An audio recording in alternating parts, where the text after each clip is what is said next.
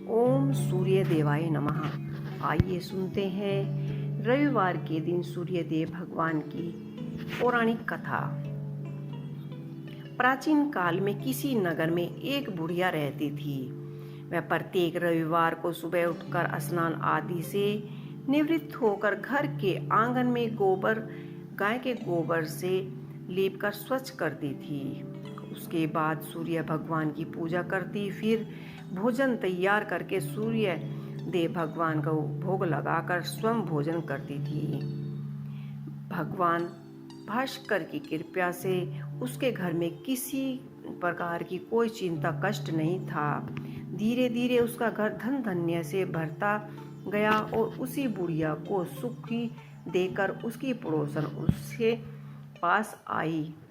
पड़ोसन उससे जलने लगी। बुढ़िया के पास कोई गाय नहीं थी, अतः रविवार को घर लीपने के लिए वह पड़ोसन की गाय के आंगन से गाय का गोबर लेकर आती थी।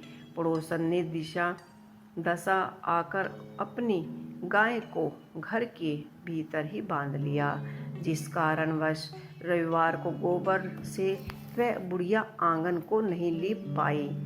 आंगन लीपने के कारण उसने ना तो भोजन बनाया और ना ही सूर्य देव भगवान को भोग लगाया और स्वयं भूखी सो गई।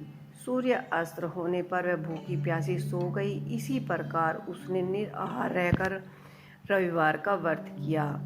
सूर्य देव भगवान ने उसे स्वप्न में दर्शन देते हुए उन्होंने दर्शन दिए और उन्होंने भोग न लगाने का कारण पूछा। तो बुढ़िया ने बहुत ही करुणा स्वर में पड़ोसन द्वारा घर में गाय बांधने और गोबर न मिलने पाने की बात कही। सूर्यदेव भगवान ने अपनी भक्त को परेशानी का कारण जानकर उसकी परेशानियां दूर करते हुए कहा कि हे माता, मैं आपको की भक्ति से प्रसन्न हूँ। मेरा व्रत करने और कथा सुनने से निर्धन को धन और बांझ को स्त्रियों को पुत्र की प्राप्ति होती है। इसीलिए मैं आपको एक ऐसी गाय देता हूँ जो सभी इच्छाओं की पूर्ति करेगी। स्वप्न में उस बुढ़िया को ऐसा वरदान देकर भगवान सूर्यदेव अंतर्धान हो गए। प्रातःकाल सूर्योदय से पूर्व उस बुढ़िया की आंखें खुली तो उसने घर में के आंगन में एक सुंदर गाय देखकर वह हैरान हो गई।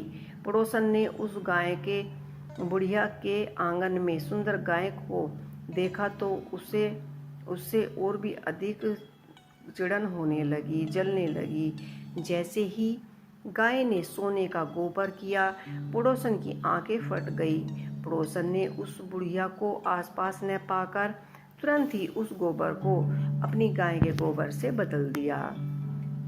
गोबर वहां रख गई और बुढ़िया को सोने के गोबर के बारे में कुछ भी पता न चला। पहले की तरह भगवान सूर्यदेव के व्रत करती रही, कथा सुनती रही। पड़ोसन की चालाकी देखकर एक दिन सूर्यदेव भगवान ने तेज आंधी चला दी, जिसके कारण बुढ़िया ने गाय को घर के भीतर बांध लिया। जब वह सुबह बुढ़िया उठी तो उसने देखा कि गाय ने सोने का गोबर दिया है। वह बहुत आश्चर्यचकित हुई। उस दिन के बाद बुढ़िया गाय को घर के भीतर ही बांधने लगी। सोने के गोबर से बुढ़िया कुछ ही दिन में धनवान हो गई। अब पड़ोसन को बहुत बुरी तरह जल भूनकर राख हो गई। उसे सोने का गोबर पाने का कोई उपाय सूझ नहीं रहा था। राजा के दरबार में पहुंचे और राजा को सारी बात बताई। राजा ने अपने सैनिक भेजकर बुढ़िया की गाय को लाने का आदेश दिया। सैनिक बुढ़िया के घर पहुंचे। उस समय बुढ़िया सूर्यदेव भगवान को कुंडी लगाकर स्वयं भोजन ग्रहण करने वाली थी। राजा ने सैनिकों ने गाय को खोला और अपने साथ महल की ओर चले गए। बुढ़िया ने सैनिकों से गाय न ले जाने के लिए प्रार्थना की। बहुत रोई, बहुत चिल्लाई, लेकिन राजा के सैनिक नहीं माने। गाय के चले जाने से बुढ़िया को बहुत ही दुख हुआ। उस दिन उसने कुछ न खाया और सूर्यदेव भगवान से गाय को पुनः प्राप्त करने की प्रार्थना करने लगी। दूसरे ओर राजा गाय को देखकर बहुत ही खुश हुए और सैनिकों से बोले कि इस गाय का गोबर करने वाली गोबर करने वाली गाय को गौशाला की जगह मेरे कक्ष में बांध दिया जाए। सुबह जैसे ही राजा उठा तो सारे महल में गोबर और बदबू से भर देखकर राजा घबरा गया। उसने सैनिकों से गंदगी साफ करने को कहा, परंतु गोबर साफ ही नहीं हो रहा था। जितना साफ करते उतना ही फैलता जा रहा था।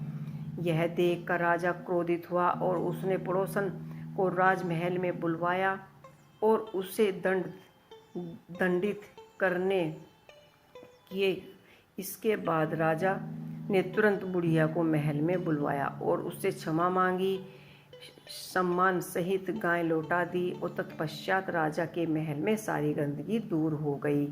तब बुढ़िया ने राजा को रविवार के व्रत के बारे में बताया और भगवान भास्कर द्वारा किया गया दान दिए जाने की सारी बातें राजा को विधि विधान पूर्वक बता दी। यह देखकर राजा क्रोधित हुआ और उसने पड़ोसन को राजमहल में दंडित करने के लिए बुलवाया। बुढ़िया ने राजा को रविवार के व्रत में और भगवान भास्कर द्वारा गाय दिए जाने की सारी बात बताई।